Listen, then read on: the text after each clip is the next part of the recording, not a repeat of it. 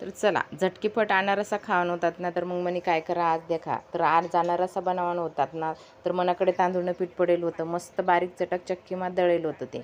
मी ही पीठ आहे ना, मी तांदूळनं धुईसन तांदूळ सुकाडीसन ते दही ठेवलं होतात, म्हणजे आपलं फॅन खाली सुकाडेल होतात आणि मस्त बारीक चटक दही ठेवलं होतं. तर आपले म्हणतात चला ते अनारसा खावायचे पोरे म्हणतात अनारसा खावायचे, तर देवले आपले वाण लावायचे धोंडान महिना चालू शे म्हणतं आपण देवले काहीतरी वाण लावू म्हणतं. तर त्याकरता मी पीठ काढ मस्त चक्कीमा दळीसन बारीक चटक आणि मनाकडे पडेलच होतं म्हणतं बारीक चटक दळेलं जे आपण आता 2-3 दिवसा पहिलेच दळेल होतं म्हणतं. मग चला आता त्यांना आपण मस्त अनारसा करू.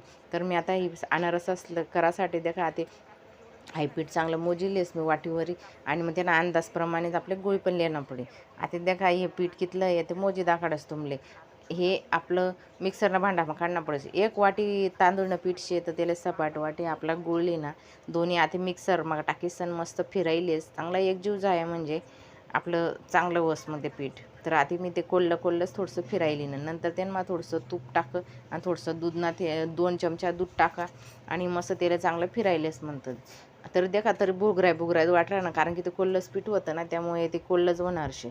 पण मग आपण त्यांना माहिना थोडंसं अजून गुळ कमी वाटलं ना का तो सपाट वाटी तो गुळ टाकेला होता पण थोडंसं असं कोल्लं वाटलं नाही. कोणले जास्त ज्याला कमी गोड लागत असेल त्यासले बरोबर शे, पण म्हणतात चला पोरे सोरसले थोडं गोडच चांगलं लागत असतं. मग आखो थोडंसं गुळ टाका आणि 2 चमचा दूध टाकून चांगलं मिक्स कर आणि देखा कितलं मजानं झाय. आता त्यांना लाडू बनावत 2 लाडू बनावत पण डब्बानं झाकण लागी नाही दाबी डब्बानं झाकण लावू.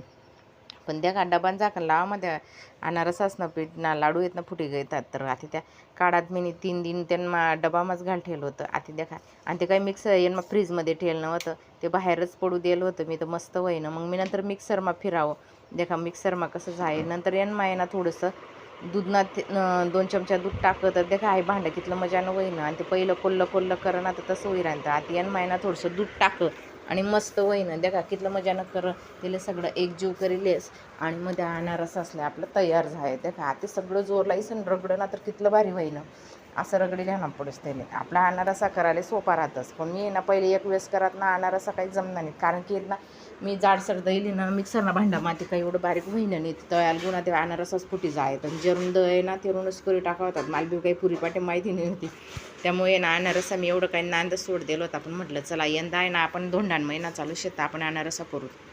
त्यामुळे म्हणतात चला जसं जमतील तसं करते कुपन देखा तुमले अनारसा म्हणे करदाकडा छोटा छोटा देवसाठी कसा भारी जमी राहणार जमनात का नाही जमनात ते तुम्ही सांगा ते मला अनारसा. आणि मस्त त्याला मी देखा मस्त पीठ लावं 2-3 दिनांनी सोपीन साधी पद्धत शे. तांदूळ बी जणांपेक्षा तांदूळ धुईसन त्याला सुकाडीसन देखा देव करता कितला भारी अनारसा तयार झाला. कसा वाटणार पण अनारसा ते सांगा बरं.